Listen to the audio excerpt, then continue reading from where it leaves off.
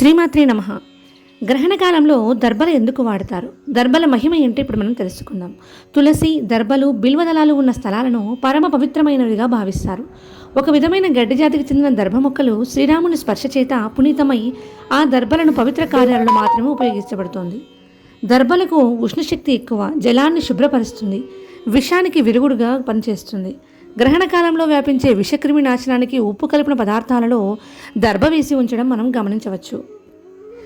దర్భలను సంస్కృతంలో అగ్నిగర్భం అంటారు. కుంభాభిషేకాలలో, యాగశాలలలోనూ బంగారు, వెండి తీగలతో పాటుగా దర్భలను కూడా తీగలుగా చుట్టి ఉపయోగిస్తారు.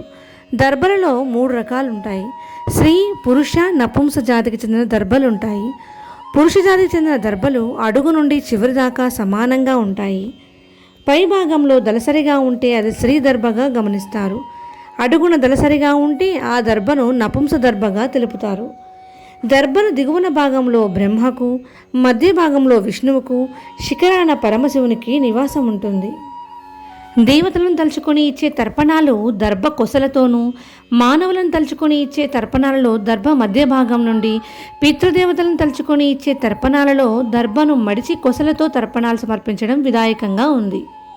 వైదిక కార్యాలలో పవిత్రం అనే పేరుతో దర్భతో చేసిన ఒక ఉంగరాన్ని కుడి చేతి ఉంగరం వేలికి ధరింపజేసి ఆయా కార్యాలను ఆచరింపజేస్తారు.